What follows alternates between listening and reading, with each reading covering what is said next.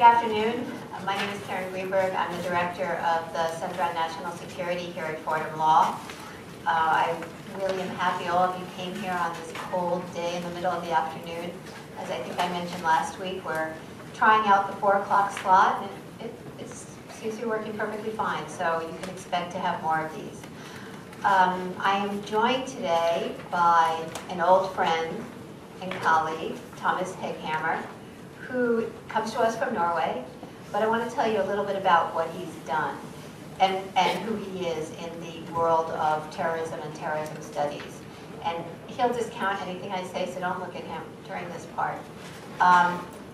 Thomas is generally considered by many of the people in the policy establishment and the legal establishment and then the terrorism studies establishment as one of the best experts on Al-Qaeda, on Al-Qaeda radicalization, and on the evolution of Al-Qaeda from a decade ago or more to now.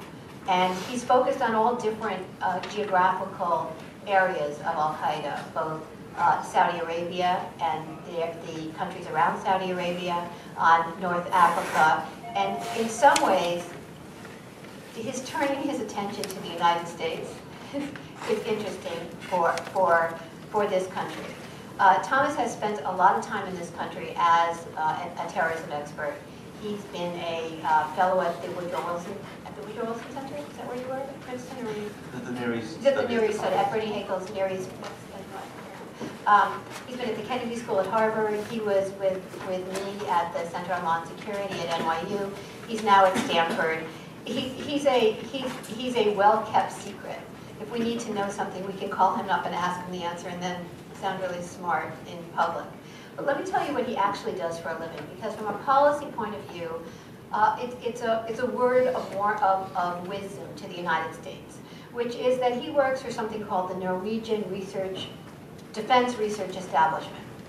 And what it essentially is a think tank, and you can talk about this if you want. It's a think tank that advises the defense ministry and the government on terrorism and other issues. And I went there about a year ago to meet with Thomas and a number of his colleagues, who are as well known in their specific lanes of terrorism, which are a little different than Thomas's, as he is. So what Norway has actually done, without anybody really writing about it or talking about it, is create a body of experts on terrorism, on violent extremism, on countering violent extremism, on understanding the use of the internet. I can't even tell you how much of what goes on there. And it's nice to see a government that has the resources and the focus and the determination to do something like that. So I came away kind of jealous.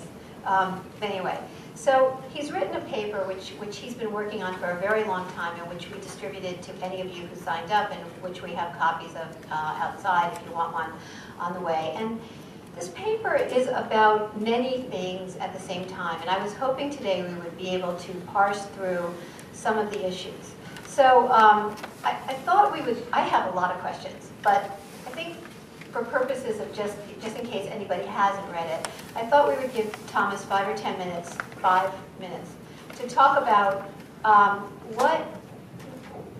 I guess I want to couch this 2 ways. Not just what this paper is about, but I'm going to tell you my first question when you finish, so you can think about it while you're talking, which is, I know you got involved in this because you're one of those people who's been studying the region and studying violent extremism and studying jihadi terrorism. So 2 things I'm really interested in are what surprised you when you did this research?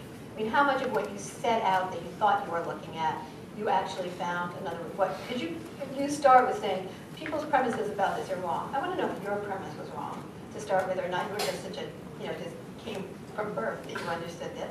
And the second thing is, I think that in order to give this talk, you should start by defining what you mean by jihadis, and jihadism. And so maybe it will be 10 minutes. But anyway, go ahead. Okay, thank you very much for this very generous introduction.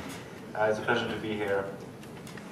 I'll just summarize briefly the gist of the paper. Although I assume all of you hold subscriptions to the American Political Science Review and read it over a glass of wine on Friday evening. The basic point is that Islamists view foreign fighting and terrorism as two different things, and that they consider foreign fighting a more legitimate activity than international terrorism. And for this reason, you have many more foreign fighters than you have international terrorists. It's a lower kind of barrier to lower entry type of activity.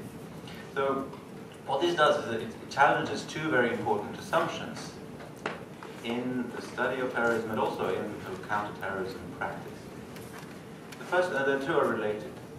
The first one is that foreign fighters are, as a group, very dangerous. And this assumption is, of course, based on the correct observation that many of the plotters in terrorist attacks in the West in the past 10, 15 years have had a history of foreign fighting. They trained in camps in Afghanistan and elsewhere. And that these individuals were crucial to the plot's success. They often acted as entrepreneurs and so on.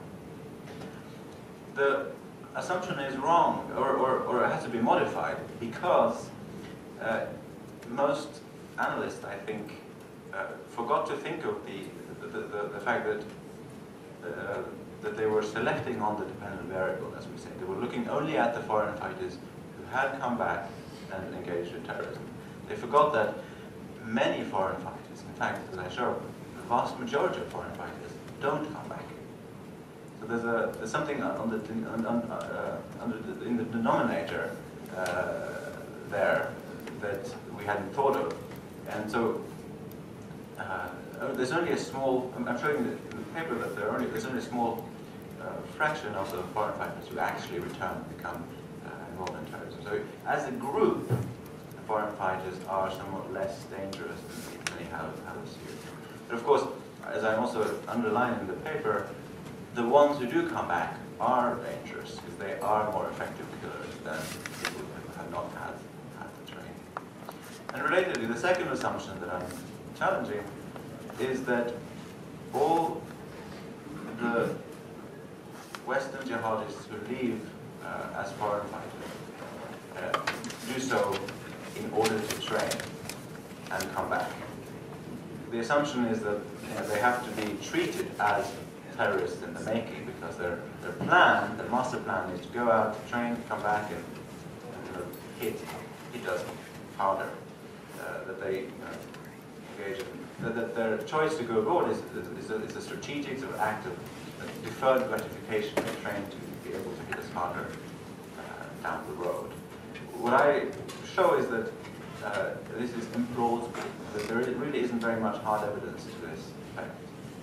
The actual evidence suggests that the vast majority of people who leave genuinely have the intention of just fighting abroad. They don't have the intention of coming back and attacking us here. Some people do acquire that motivation along the way, later on, when they're out in the field, but they don't have it at the outset. And as I already said, only some of them acquire that motivation. And these findings have important implications, I think, for how we think about radicalization and counterterrorism here, and also how we practice, how we handle, how we deal with, especially foreign fighters and people who want to become foreign fighters. So, should I address your question about what surprised me the most? So, I guess I didn't have any big surprises, but one of the most interesting things that I didn't anticipate was the change over time in the relative popularity of foreign fighting versus domestic fighting. I expected this ratio to be roughly constant, that I didn't know exactly what the ratio would be. Would it be 3-1, or 5-1, or 10-1 in favor of foreign fighters? As it turns out, for the whole period, it's at least 3-1. But the picture is very different in the 90s and the 2000s. So in the 90s, you had many, many more foreign fighters per domestic fighter. And in the 2000s, you start getting many more, fewer foreign fighters to the domestic fighting. So domestic fighting becomes much more legitimate, relatively speaking, in the eyes of Islamists in the West. So let's just define that. By domestic fighting, you mean people who find a target that's in the United States, or it could be France if we were talking about France, but that they find a local target rather than a foreign target. So you talk a little bit about why this happens. Can you play with that a little bit? What do you account for that change in statistics? The relative rise of the domestic fighting. Right, so I think there are two main reasons. One is a change in constraints. So before 9/11, most Western governments considered foreign fighting as relatively harmless. Relatively little was done to prevent people from leaving as foreign fighters, and relatively little was done to track them. So there were a few lower constraints on foreign fighting. Whereas the constraints on domestic fighting, as we can call it terrorism, are always high, because no state wants terrorism in their territory. But what happened after 9/11, of course, is that we started viewing foreign fighters as very dangerous, and they started to be treated practically like terrorists. And it became much harder to travel to places like Afghanistan or Chechnya. So the constraints on foreign fighting increased relatively much more than the constraints on domestic fighting. Constraints on domestic fighting probably increased as well as part of the general kind of post 9/11 CT boost, but probably not as much in relative terms as the international barriers. So that's one factor. The other factor, I think, was on the motivation side. On the motivation side in the jihadi movement. The Al-Qaeda project of attacking America, of attacking the West first, was controversial in the Islamist community, even in the jihadi movement before 9/11. After 9/11, it became much more popular. The supply of recruits to Al-Qaeda actually increased after 9/11, and the generals of you witness a growth in the popularity of this project on the internet and elsewhere in the years after 9/11. You had more and more clerics, radical clerics, saying, issuing fatwas to the effect that it's actually okay to attack the West. So you had basically a change on the motivation side and the constraint side, which I think accounts for most of this increase in domestic fighting. Just for clarification, the idea of jihad, violent jihad, and the fatwa as not being applied to the West particularly was, before 9/11, it was different. Is that what you're arguing? Well, there's always a spectrum of views on this. There's never been consensus in the, especially in the Islamist community, over what is a legitimate jihad, or what is a legitimate form of violence in the context of that jihad. What I'm saying is that even among the group of activists that is called the jihadi movement, people who were inclined to use violence for some political aim, even in this group, the notion of attacking the West was unpopular. For some, it was about norms, that it was illegitimate to attack civilians in the West, that they considered that there were Islamic legal considerations which which went against it. But for others, it was more of a practical consideration that that it would be bad for the movement. It would wake up the American military machine. We would come after them and destroy it, which was to some extent true. But I think what happened, one of the reasons why the project got more wind in the sails was that those pragmatists were sort of they became optimistic in the months and years immediately after 9/11. Perhaps also with the Iraq War, they thought that maybe after all they could stand a chance, that this strategy could work. I'm a little concerned about this notion, not necessarily yours, but the idea that foreign fighters if they go abroad, well then we don't have to pay attention to them because what? They're only going to hurt other people. They're only going to hurt. So, you know what I'm saying? I mean, there's a little bit of that in there. So how does that play out both in the policy establishment and in your mind? Why isn't it just as important to view this from a global security stance and not just a national security stance? Well, I'm not saying that foreign fighters are harmless, that we should let them all go without any further thoughts.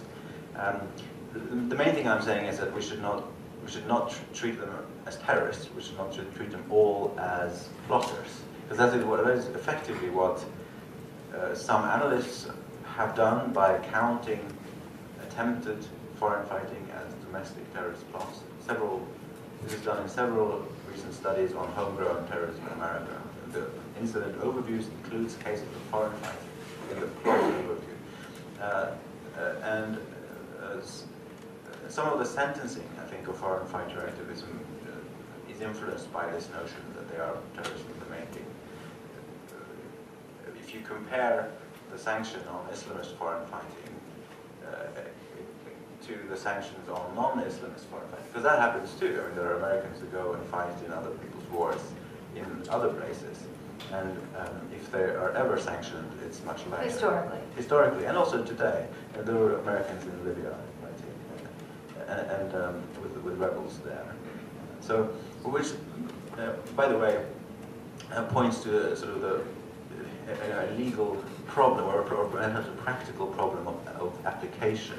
If you're going to have a law that prevents any form of foreign fighting, presumably you want a law that you can apply relatively consistently. But it's such a common phenomenon historically, and at some point you're also going to end up you're going to have problems applying it consistently. Okay, so one of the things that shows up most commonly in serious terrorism cases, and I hate making any statement like that, but it's a fact, is the idea of going abroad. Not necessarily to be a foreign fighter, but the idea of going abroad. If you're going to what is perceived as training in a foreign terrorist training camp or having access to members of Al-Qaeda, so it's training that's an issue. And the symbol of training, the way we identify it, the country identifies it, is by those people who buy a plane ticket to Pakistan, wherever else, and seem to be mixing with the wrong guys. So why isn't it valuable to identify those people, maybe not as foreign fighters, as people who, how do you distinguish between the people who are foreign fighters and the people who want to go abroad for training? Let's start with that question. Well, I think it's difficult to know who goes for terrorist training and who goes for insurgency. And in many cases, I think you can't know because they don't know themselves, and it's something that they bump into along the way. But again, I'm not saying that we should not pay attention to this. I do think that we should follow, we should track flows of foreign fighters. When an Islamist of some kind travels ostensibly to a war zone, to a country near a war zone, we should pay attention. We should, but what I'm saying in the conclusion of the article is that we should distinguish between the outgoing foreign fighters and the returning ones. So we should pay attention when they leave, but we should focus most of our investigative resources, I think, when they come back. Because then at that point they will have, we can be more certain that there's a higher likelihood that there's quite motivation to attack. Do you think there'd be something to be said between, about distinguishing between those who go abroad allegedly as foreign fighters who seem to be followers and those who seem to be incipient leaders? In other words, there are other Americans of abroad who knows why they originally went over from Hamami to Fukushima, right? But those are people who you want to be paying attention to perhaps before they go abroad, or at least while they're abroad, or not. Would you agree with that or not? Yeah, but I think it's hard to identify that at an early stage. And in any case, a foot soldier can be very important if that foot soldier is the operative that enables the attack on the homeland. So you don't necessarily it's not necessarily the leaders who are going to come back and attack. A number of Americans who have gone abroad for training, let's say for training to be, you define it, foreign fighters, more than foreign fighters, let's say the United States government considers them to have gone abroad for training, have come home. And they've come home not of their own free will. They've come home because they couldn't find a place to operate abroad. Can you tell us about them and what happens to them and how they figure into your thinking? So for me, those cases are... you might want to give some names of some of the cases you talked, because a lot of people in our audience will know them. Right, well, I'm reluctant to get into sort of very specific cases, both because as an outsider who hasn't seen all the kind of the classified evidence and all the really detailed the communications sort of that may have gone on between the individuals in question. I will say that basically the fact that they go abroad first corroborates my argument that they acquired the motivation to fight abroad first. This is what most extremists do. So they did that, and in some cases they were not able to link up with an organization, and they come back. Now, in some of those cases, it seems that there was the frustration with the inability to join a foreign group led them to start thinking about domestic operations. In other cases, it did not. So it's very hard to say what determines the decision to move on to a domestic case. And there's a related phenomenon of the cases of people who radicalize here, acquire the motivation to go abroad, declares it. We know that that was their initial intention, but they were for various reasons not able to go, practical reasons or something else. And then they later on developed the motivation to attack at home. And there, I'm speculating in favor that this is about obstruction, that they do this after they've somehow been obstructed from becoming foreign fighters. But not all of those who are obstructed end up attacking. This is the problem, but some of them do. So, what do we make of this? How do we know? What inferences do we draw? How do we apply this in specific cases? I don't know the answer to that. Talk about homegrown terrorism. Your definition of homegrown terrorism is used very loosely by the press. It's used loosely by the government. It's used loosely by the expert community. What is your definition, and how much is your definition of homegrown terrorism as it applies to the United States the same or different as you would apply it to other countries? Well, I hope to use the term homegrown terrorism as little as possible, because I think it's a fuzzy and not very useful term. Precisely because it lumps together a variety of phenomena that I think are partly distinct. It lumps together the domestic attackers, the domestic terrorists, and the foreign fighters, and perhaps other types of Islamists as well. So this becomes very evident when you consider the following. So in most current definitions of homegrown terrorism, foreign fighters are included. So homegrown terrorism is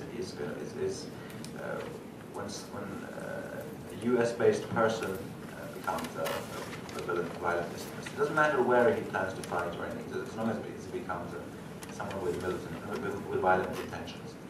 Now, that means that if you look back in time, it means we should include. It means that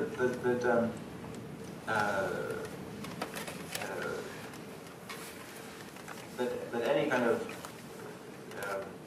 example of people going abroad for foreign fighting in the past was also homegrown extremism. Now, if you look at the data, then there were hundreds, at least hundreds, maybe thousands of Americans who went out to fight in various wars abroad in the 80s and 90s, in Afghanistan, Bosnia, Afghanistan again. If you use this wide definition of homegrown terrorism, then you have to include these as well. So homegrown terrorism is something that's always been around, and so the recent kind of argument that homegrown terrorism is a recent phenomenon, something that's emerged in the late 2000s, becomes very problematic. Because, in fact, maybe it's on the decrease. Maybe there's been less homegrown terrorism overall in the 2000s than in the 1990s, because if you count all the foreign fighters in the 90s, then the numbers change. So it's just not a very useful term. It doesn't help us identify this genuinely new phenomenon, which is a new phenomenon of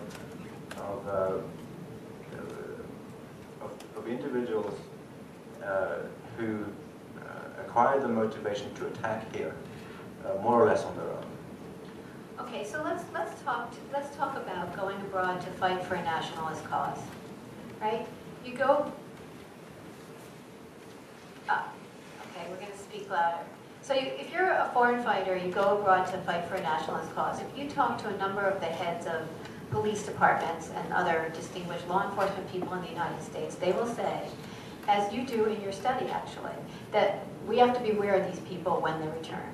But one of the things you say in the paper in your opening remarks is, but they're not going to return, but they don't return. But let me just ask you this question. Do they, for the most part, stay in the countries they go to fight in, or do they return home? And this is, I'm talking about the United States. So in my data, I think I have detailed enough data to isolate the U.S.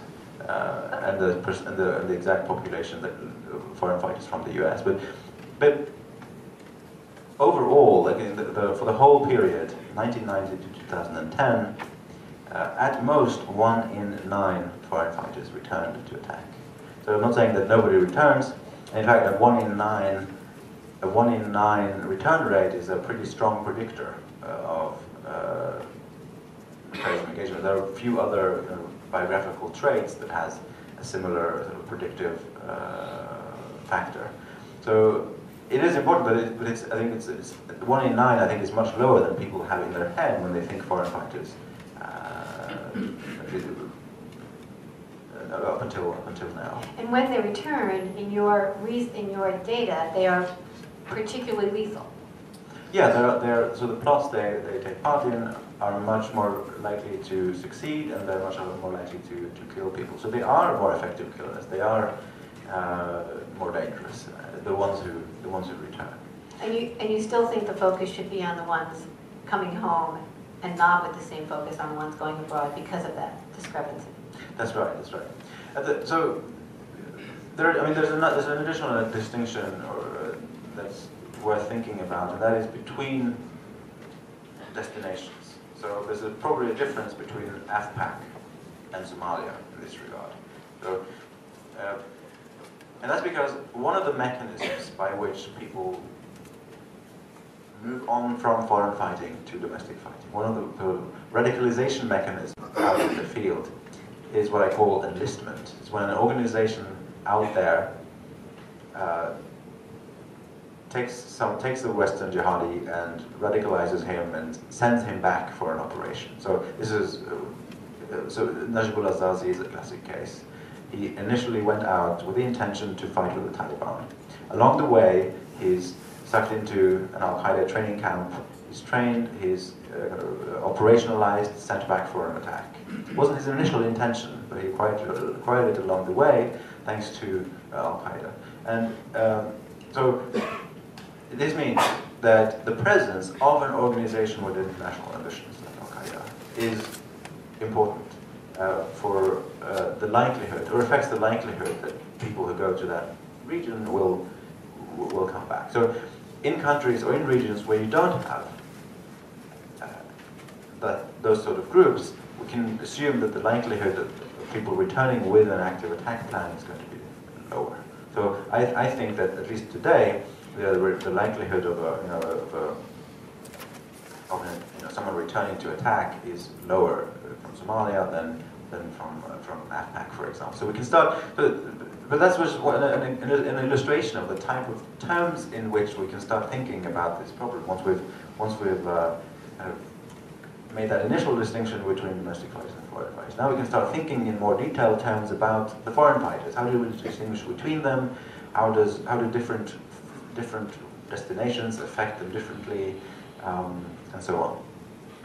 Zazi is a good example. First of all, there are many who would argue that it's the most serious domestic terrorism case that we've seen since 9/11. It's a case that involved a whole bunch of conspirators, many of whom met somewhere in the AFPAC region, a number of whom had some affiliation with the United States, or whether they were citizens or not. And it was a pretty widespread plot, right, that covered this entire country. So, I mean, and you say that Zazi really went abroad to be a foreign fighter because he wanted to address international jihad or address the cause of Muslims. What was his ideological reason for fighting abroad? What drew him to being a foreign fighter? Well, we can only judge by his own declarations and those of his friends, but I find them convincing, and partly because they're consistent with a lot of other similar declarations. I think that he wanted to fight with the Taliban against ISAF forces. He wanted to partake in a local insurgency, fighting against enemies in uniform. And did you talk about why?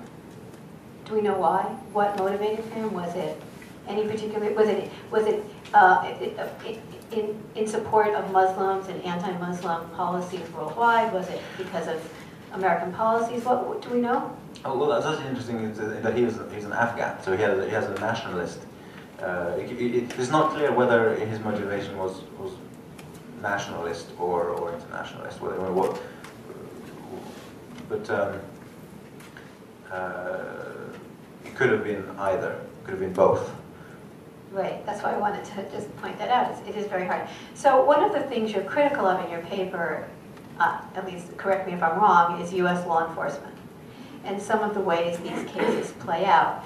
And actually, you made a point that's I think it's pretty unique to you, which is what you think can happen in the process of the FBI getting involved with one of these individuals. Can you talk about that a little bit? Yeah. So. As I mentioned, the typical radicalization process follows a certain pattern. People first acquire the motivation to fight abroad, to participate in a relatively legitimate struggle abroad. And then some people later acquire the motivation to attack at home. But my point is that only some do that. So we cannot infer, so when someone displays an intention or motivation to go abroad to fight, we cannot infer from that he also intends to fight at home. There's simply not evidence for that. And so what I think may have happened in some cases is that investigators have seen intentions or motivations to become a mujahid abroad, and they have assumed that this means that the person is very likely or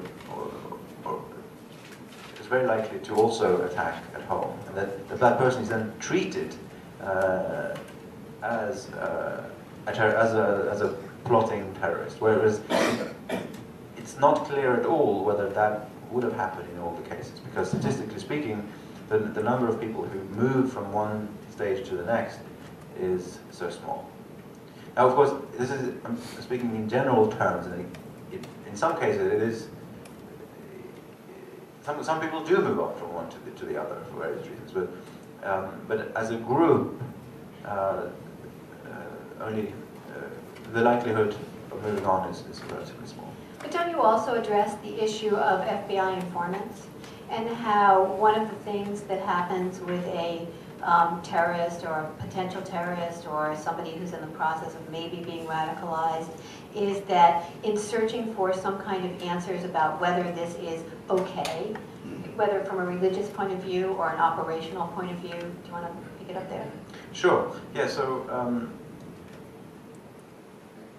basically, the way in which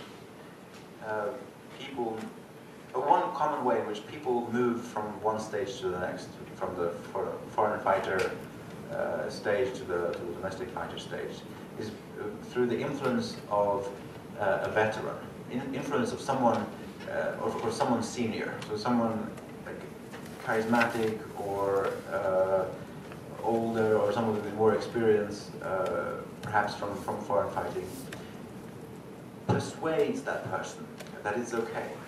We know that you have doubts about fighting here, because most of the literature says that you should have doubts, and that you should not kill civilians here.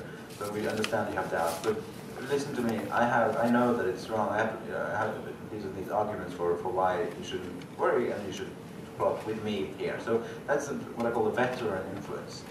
I think it accounts for a number of cases in which people move sort of straight to terrorism here without going through it first. But now, my proposal, it's a hypothesis.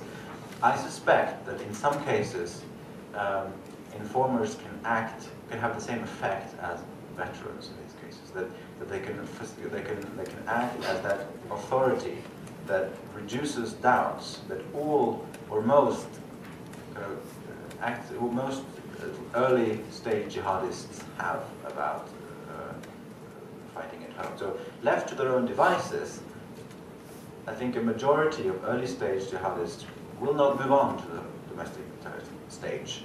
They will stop, they will make attempts and perhaps leave for foreign fighting, but they will not necessarily move on to domestic fighting. But if someone comes along, a veteran or a very eager informant, that person can tip the balance. That person can help change that person's motivations. Actually, that's a really interesting point, because if you look at the things that people look at to see whether it's entrapment or not, to see how these cases play out, what you generally look at are who chooses the target, who gets the idea, who chooses the weapons, who chooses the co-conspirators, who gets the idea of the co-conspirators. There's sort of a line, how much initiation the individual, the suspect himself, takes on as opposed to the FBI, and this changes from case to case. One thing that is very rarely looked at and that is important in these cases is where the ideological training comes in along the line. In other words, what is the conversation that goes on between the informant or the undercover and the individual themselves, and how much is about teaching about what a good Muslim is and how a good Muslim would behave in these circumstances. And we've seen, mishandling and non-mishandling of this in cases across the board. But something you're pointing to the larger conversation on entrapment would would improve with this in the mix, I think. I want to turn to some general like Al-Qaeda questions. They're outside of your paper, but as long as I have you here, these are things I want to know, okay? And I'll bet you people in the audience want to know. Which is, so let's start here. There's a lot of talk in the public space about the demise of Al-Qaeda. If it's not completely gone, it's bubbling down. Yes, we have Al-Qaeda or Al-Qaeda offshoots or Al-Qaeda something or others, but not the Al-Qaeda network in a variety of places in Africa. I'm curious, having spent the last 2 decades looking at Al-Qaeda, how you assess its potency, its worldwide reach, etc. Well, I'm with Peter Bergen on this, that the Al-Qaeda organization is dying, that it's, if not dead, it's at least very, very weak. But of course, it all comes down to how you define Al-Qaeda. So the Al-Qaeda Central, I think, is dying. We see it in the activity level, and in a host of other indicators. So that central organization is dying.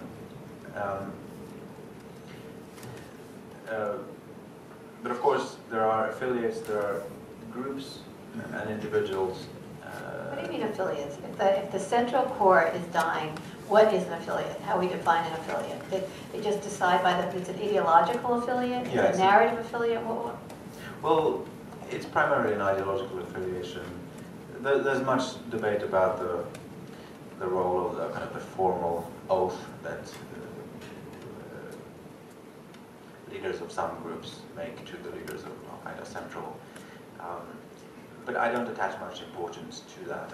I think it doesn't really predict anything about the organization's behavior.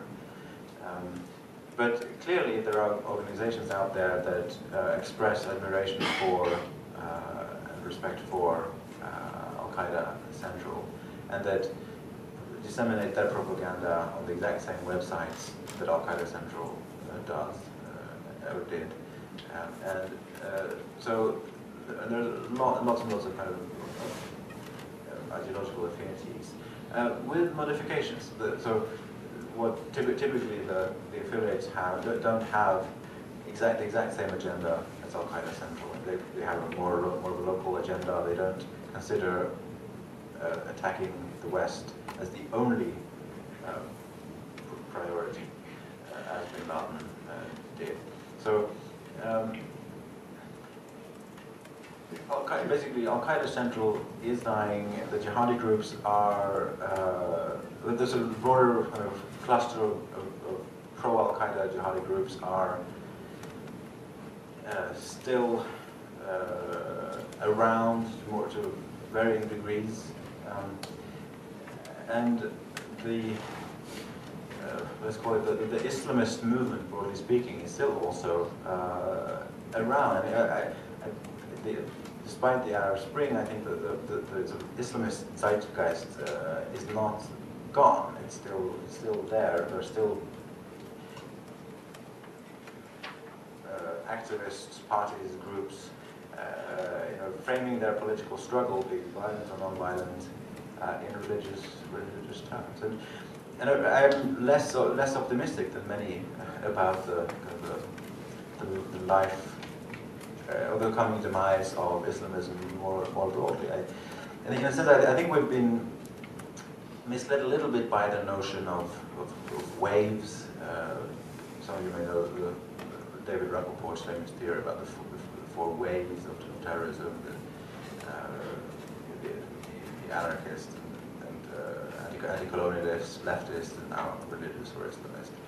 It implies that it has at least ideologies have an expiration date, and that they can only last so long. But and I've kind of been sympathetic to this theory, but at times I have doubts. When I look back in time, there have been militant Islamists around for a very long time, 1930s, 1940s, perhaps less so in the 50s, the 1960s, 1970s, 1980s, 1990s, there have been militant Islamists around. We haven't been kind of so prominent in the history books because we didn't look for them as actively as we do today. But this is I don't think that all forms of Islamism and jihadism are going to go away anytime soon. But the ones, the organizations that systematically target the US and the West are going to be gone for a little while, I think. And this is because of? It's basically because they're weaker than the states. They're weaker than our state. So this happens to all terrorist groups. So terrorist groups have an advantage at the beginning of their campaign because they have the governments they're fighting against doesn't know them. It takes but after a while the government learns about them and their strength starts to decline because as the government learns. So it's basically a learning process. And I think it's fair to say that we have learned a lot about Al-Qaeda Central over the past 10 years. And when I say we, I include the academic community, but not least the intelligence community. Really, I think,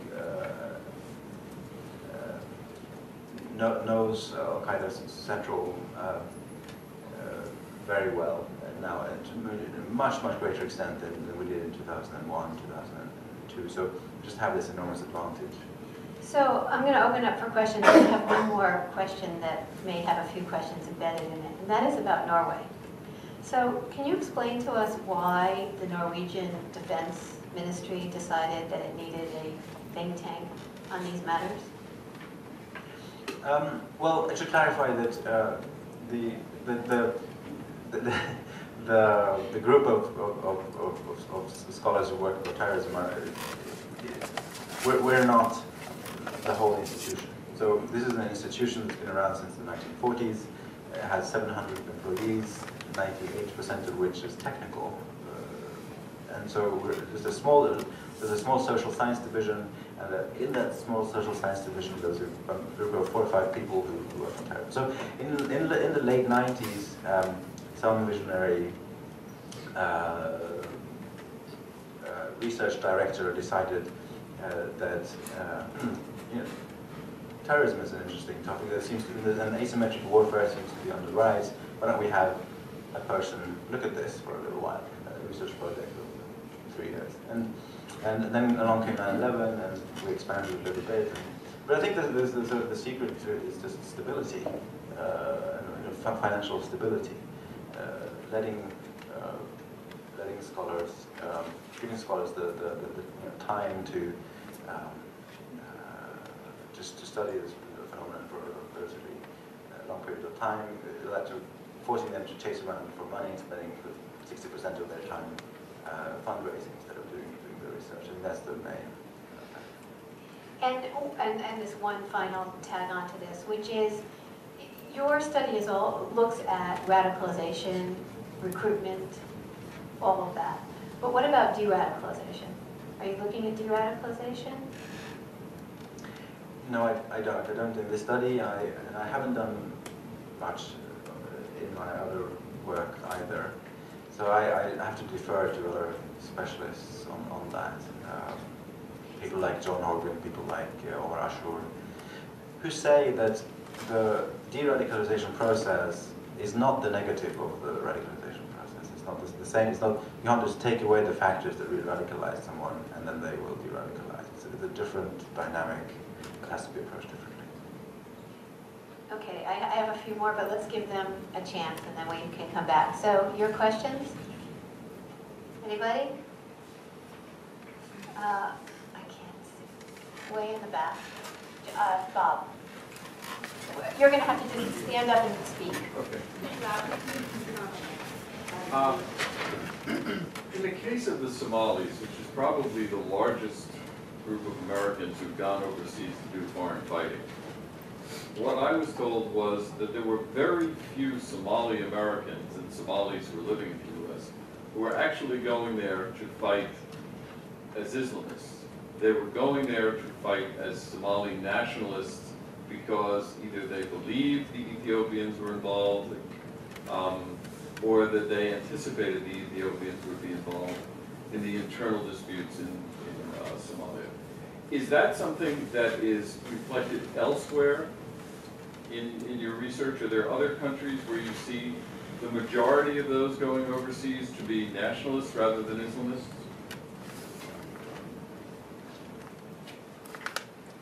It's a good question. I have a good answer. And that's in part because the phenomenon that you're describing is what I call co-ethnic foreign fighting. So it's when someone goes and fights in the country of their family. And I think this is a slightly different phenomenon from the non-co-ethnic variety. But they're lumped together.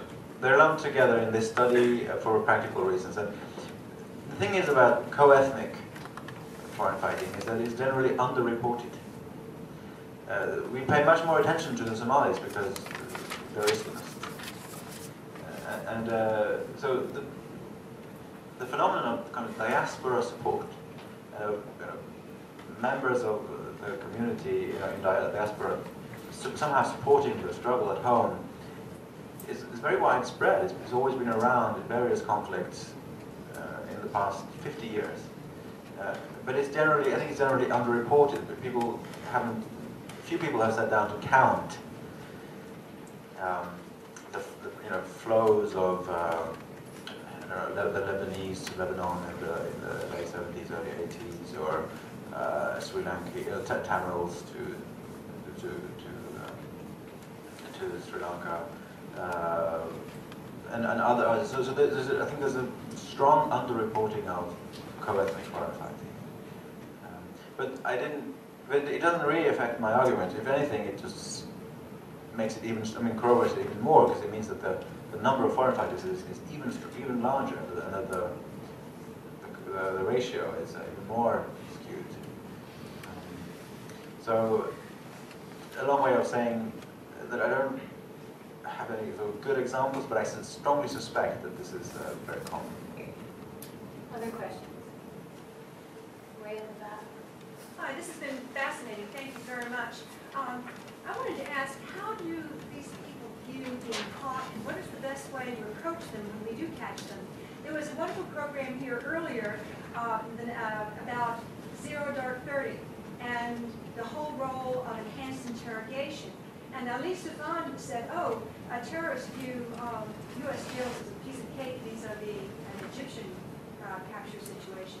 What would be the best way to approach them and turn them, and doesn't enhanced interrogation work? If not, why not?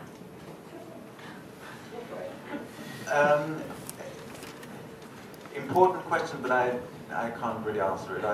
There are so many people who can answer it better than me. I generally have not studied. Let me ask it a different way. I'm going to ask. I was going to do something at the end, so I want to bounce off of that a little bit. Don't worry, relax. I can tell I'm making no. So, most of us, when we think about Norway and terrorism, don't think about jihadi extremism, right? We think in the United States. We think about your experience with terrorism and Anders Breivik. So it's interesting. So maybe you should talk a little bit about how Norway dealt with the phenomenon of terrorism on its own soil in what Americans would define as homegrown terrorism, somebody of the country attacking the country, and just what happened and what the response was. And I think that's a better question for you along the same lines of what to do with a terrorist. Yeah, that's a very good point.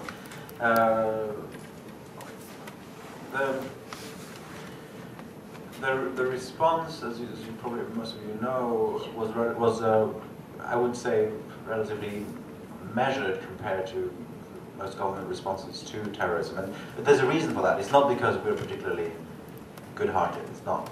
I think that there's a good sort of structural reason why that is the case. But let me just describe it first and explain it after. So the response took the form of I would say it took a positive twist. People were going to emphasize the positive elements of society, and emphasized the importance of inclusion. there were few calls for tightening of laws, for example, reintroduction of the death penalty. You know, people were writing about this on social media, of course, venting their frustration, but there were no serious calls for the introduction of the death penalty, for example. And fortunately, we have a system that allows for life imprisonment. There's a misunderstanding that Breivik only got 21 years in prison. He has a life sentence de facto. Because the sentence can be renewed every 10 years, and it will be. So, fortunately, I think if we didn't have that mechanism in place, and that there was no way of giving him a very lengthy sentence, I think that it may have looked different. But and there was a general consensus that this has to be done in a regular court and treated as a criminal act. Why? The main reason is that he was alone. He didn't have an organization behind him, and we understood that very quickly.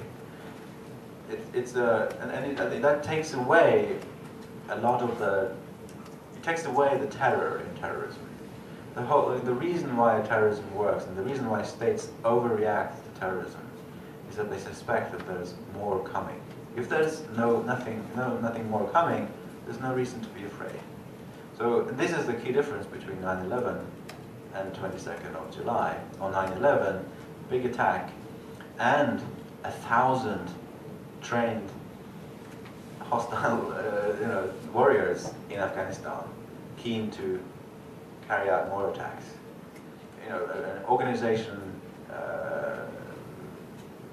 whose main objective was to continue to attack Americans. Whereas Breivik, one attack, there's nothing there. He's alone. There's no organization behind him. He talks about an organization, but for all, it seems to be just in his own mind. So that's the main reason. We had no reason to worry. And I think that the response would have been very different had it been an Islamist attack. Had it been a jihadi attack in the center of Oslo, we would have not been the sort of the nice, sweet Scandinavians that you perhaps think that we are. I wonder if you sort of comment on... Can you speak up? Yes, I wonder if you would comment on sort of the heart of this sort of distinction, right, between foreign fighters and terrorism, right? I mean, in surveying all of this material, right, over 2 decades, is it because of a kind of religious, cultural, jihadi factor that may lead one to say, well, it's inevitable that you're going to have this foreign fighter sort of phenomenon, right? And is it perhaps memory of earlier jihads, perhaps most notably the Afghan jihad and the literature that it produced, and poetry, and even the interest in women, Afghan women, that drove a lot of the young Arab men there? Or is it the earlier jihads in Islamic history? I wonder if you'd comment a bit about the culture of all of this. I just want to repeat the question. So basically he's asking, the big question, the big elephant in the room is, why do people become jihadi terrorists, and what's the difference between long-term roots of this and the more current politically motivated, or whatever motivated? No? Not entirely. I'm curious just more about the sort of religious culture that drives them, and what sorts of comments and things that they talk about culturally, I mean, speaking, and whether that's something that you see as inevitable. So the central idea, I think, in the non-co-ethnic foreign fighting is pan-Islamism. The notion that every Muslim has a responsibility to intervene and help a fellow Muslim in need. For the co-ethnic foreign fighters, it's probably that and nationalism. With the co-ethnic foreign fighting, the nationalist motivation is as old as nations. For the non-co-ethnic one, the pan-Islamist ones, is a different story, I think. And this was the topic of a previous article of mine that looked at why foreign fighters has varied over time, why it's become so prominent in the past two decades. Why is it, for example, that people went in the thousands to Afghanistan in the 80s, but they didn't go in the thousands to other wars in the Muslim world, where Muslims were fighting non-Muslims, say the Philippines or Palestine in the 60s. Why this urge to help other Muslims in the 80s and 90s and not before? And I explained that by pointing to the growth of the broader sort of ideological movement from the late 70s onward that emphasizes this pan-Islamic solidarity. And I suggest that this ideological movement has an organizational root. It's rooted in the fact that you have Islamists in exile in Saudi Arabia, politically conscious individuals, activists, in exile in Western Saudi Arabia with nothing to do other than to militate on the international arena. So they become active in these international Islamic organizations and start saying that it's the Ummah that matters and we should all help each other. And that kind of pan-Islamist idea was interpreted in a military sense by influential ideologues like Abdullah Azam and others, and it becomes in some circles interpreted as meaning that you should fight to help other Muslims in need. So it's something that emerges particularly in the 1970s onward, and I'm not saying it will always be there. I'm not saying that foreign fighting will always be there. I think that pan-Islamist ideal might dissipate in the future.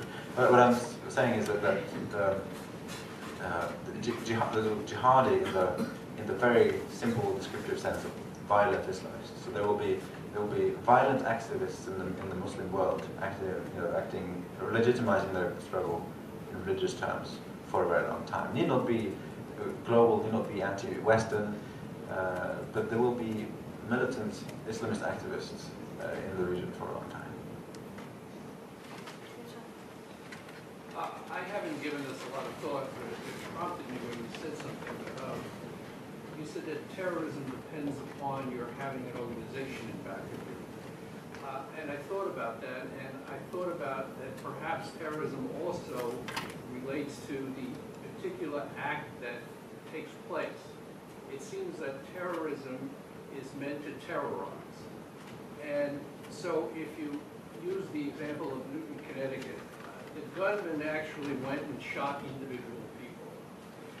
If you set off a bomb in the middle of Yankee Stadium, there's no individual person who's targeted, and it seems that that creates the terror, because nobody is targeting me, it's up to the God, so to speak, as to whether I know the God. So I think that to some extent, terrorism depends upon the act as well as whether you have an organization. Sure. I mean, this is an element of most definitions of terrorism. That there's a distinction between the victim and the target. So you blow up a bus. It's not the individual people in that bus that the group is after. It's the population from which they're drawn.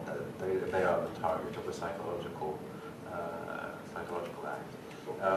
Weren't you saying that it depends upon having an organization back of you? Well, I'm saying that there need to be an expectation of more violence. So this is why. Well, I would say that the school shootings, they're not well, some of them may be targeted, but often they're not. So, but they don't have the same effect of terrorism because we know they're random. So they're in most cases they're caused by mental illness, which is unpredictable for most people, and so it's like a natural disaster. And so even though in those cases too, there's no deliberate targeting of identified people. Some cases there are, but in many cases there's not. You don't get the same terror effect. The terror effect you get from by convincing people that there is more coming. And by the way, it need not be like a formal organization. It's enough to have a movement. So that's why you have this notion of leaderless resistance and that sort of thing. So when an unaffiliated jihadi attacks, we're very afraid because we think there are more like him. even though it may not, it's not part of an organization in the very strict sense. Just following up on that, with Breivik, who was basically, as you described, a lone wolf, a lone killer, who went out and kind of randomly, even though he had his own ideas in his mind, was declared mentally ill during the court proceedings. As you said, Norway took that as, well, there could be more like this, but we're not going to do anything. There's nothing we can do about it because it's random. Is that following in the same line of thinking? Also, children, like Newtown, also children, also, I mean. No, I think there's a difference between Newtown and Uttaya. There's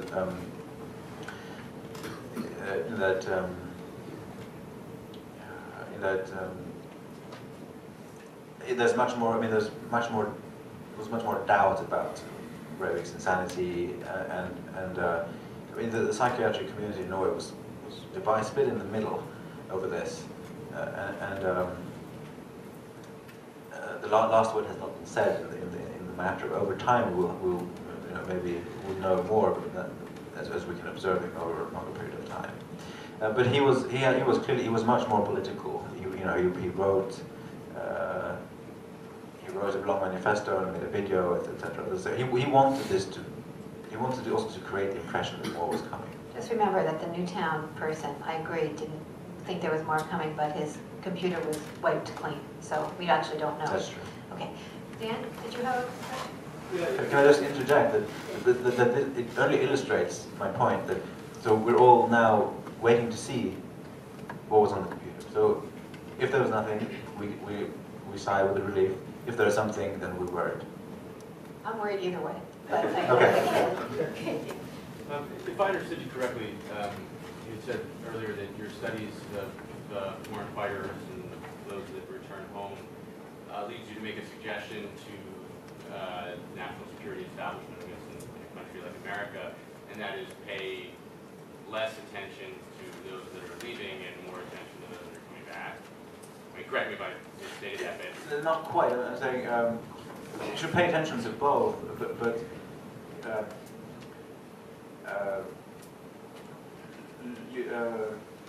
handle them differently. Handle them as with coercive means.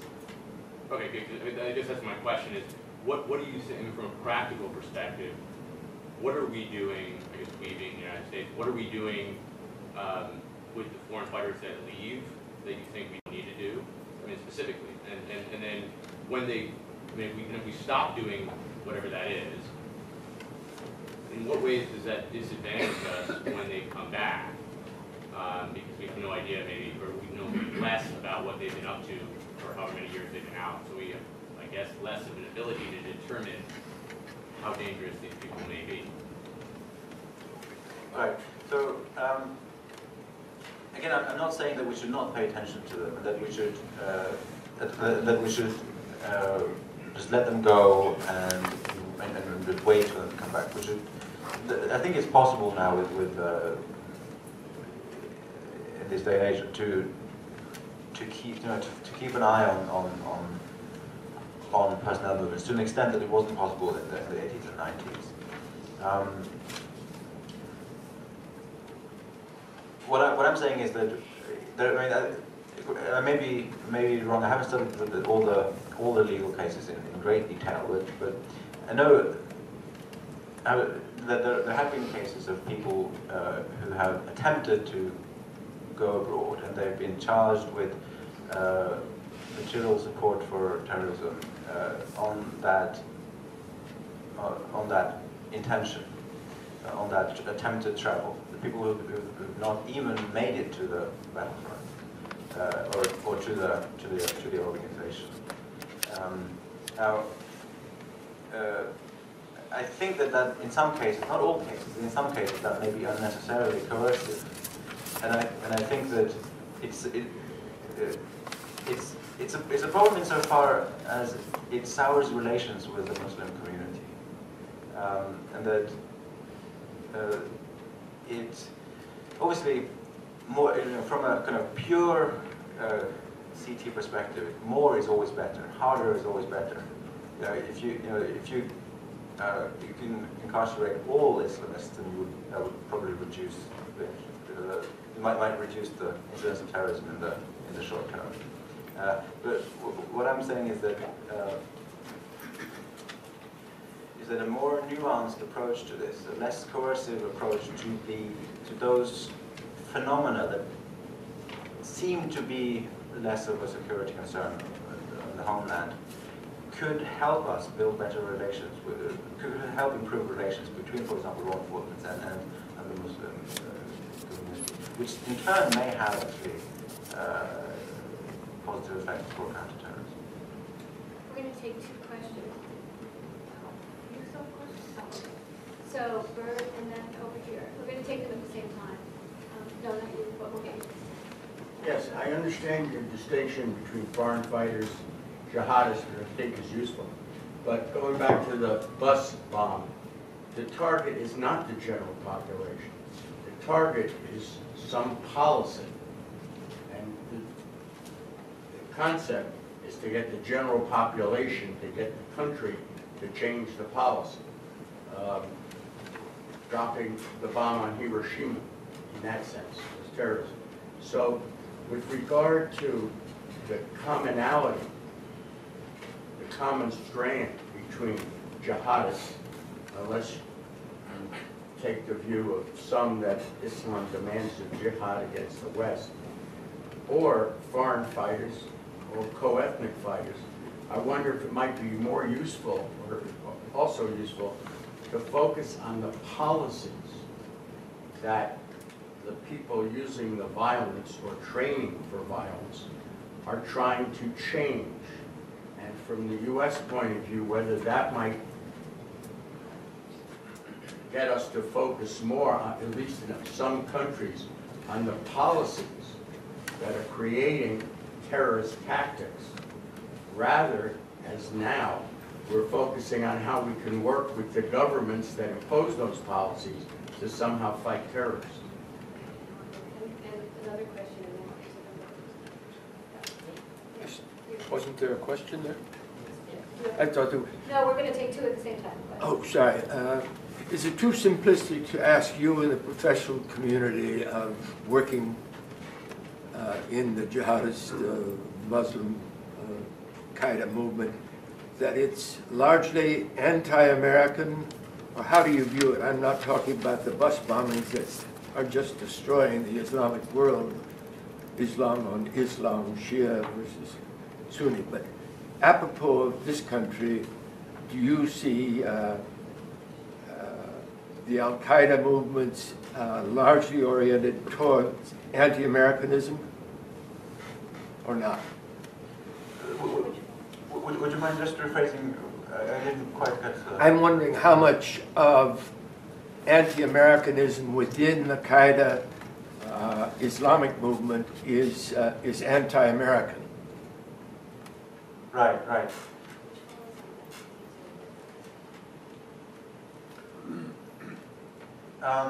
But those are both good questions, but they're hard to answer. I mean, so it touches upon what are the root causes of terrorism, and there are two problems with the root causes kind of approach. One is that there's no consensus on what the root causes are, and I think and what evidence we have, it does not at all clearly suggest that it's the declared aims or objectives of the terrorists that are really causing the violence. So that's one problem. The other problem is with the practical one, that often these are such big decisions, or such big issues that they often cannot be changed, or they require a big political process to change. So Al-Qaeda's objective: expel all Westerners, all Western individuals and economic interests from the Muslim world. You could do that, but it would be very complicated, and it's not clear that would help, and that would stop all Al-Qaeda's violence. But that is their declared aim. That is their objective. So should we? It's not. It's certainly not something that that's realistic in the near future. But, so to the question about anti-Americanism, well, the Al-Qaeda attacks in America are the ultimate expression of anti-Americanism. So clearly, that's motivating those individuals. The real question is, of course, and I think this is what you mean, is how prevalent is anti-Americanism in broader kind of jihadi, Islamist, Muslim communities. So I see this as concentric circles of Al-Qaeda, jihadis, Islamists, and Muslim. And well,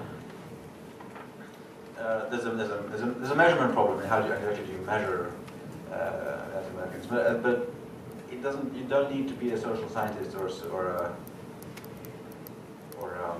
pollster to know that there's a lot of anti-Americanism across the Muslim world, and especially in the Islamist community, and very especially in the jihadi community. Now, the problem though is that not all of that a lot of people have anti-American views, but they don't necessarily act on them, or they don't think it's legitimate for others to act on them.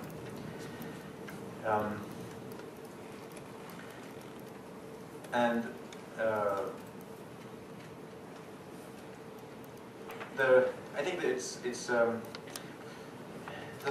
question, I suppose, that's another elephant in the room is whether American foreign policy is causing this, whether it's the aggressive American sort of actions in the Muslim world that's causing it. I think it's the truth with a lot of modifications, and the main reason is that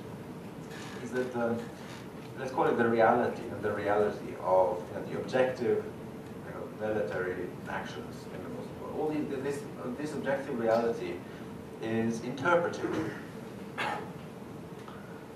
and reshaped, and things are twisted around and presented in a slightly different way by ideologues and by technology, like technology, audiovisual propaganda technology. With these tools, ideologues can take elements of the objective reality and create a worldview that's completely twisted, and suggest causal connections that are not real. And so even though those elements are objective, those elements are real, it doesn't mean that that those elements are causing it. The real kind of there's an agency here in the ideologues who pick and choose from the objective elements and construct a worldview that motivates people. Yeah, just a final note that this, but also at the same time, this also doesn't mean that the objective realities are completely irrelevant. You shouldn't say that we can't conclude that it's all about the ideologues, because the fact of the matter is it's easier to be an ideologue if you have more elements to choose from. It's easier. Your twisted worldview is more likely to gain more support if it's empirically credible. If the people recognize and kind of agree with more of the elements.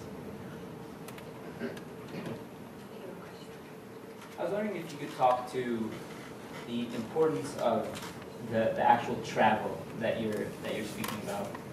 The Department of Justice, because of the FBI, talks about lots of the cases that Professor Greenberg has studied as international terrorism cases, even though there's no discrete nexus to international terrorism. In fact, a lot of them are, born here, arrested here, and the nexus is sort of viewing something online, or looking at lots of tapes, or believing something that is sympathetic to the global jihadist movement that you've said so much about, and I'm not sure why we're only talking about that global movement, but that's another question.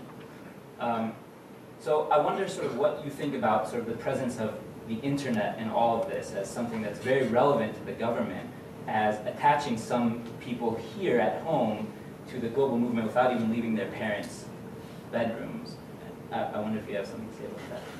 That's a very good question, and that's the internet is probably one factor behind the relative increase in home and domestic attacks. So what I mentioned earlier, the ratio between foreign fighting and domestic fighting. Not domestic attacks, but plans for domestic. Yeah, plans for plans. Thoughts about That's plans. right. Yeah, yeah. Good point. Important distinction. Yes. And so yes, so the internet increases that has increased that motivation in more people, and there's no doubt that the internet does that.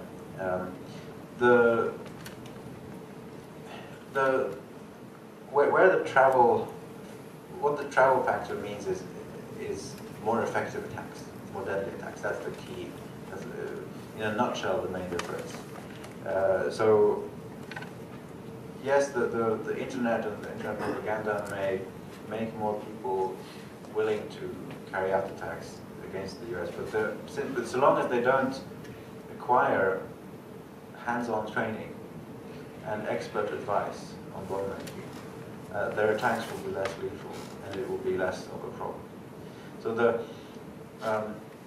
so many people speak of this internet or the sort of decentralized Al-Qaeda movement as a deliberate, a new, very dangerous strategy by Al-Qaeda, a deliberate decision that's even more dangerous than the old organized model. I think that's not true. I think, yes, Al-Qaeda has encouraged more decentralized operations, but it's the second best choice. It's a realization that the centralized, organized model is not feasible today. So the only thing they can do is decentralize it. So they sacrifice effectiveness for security.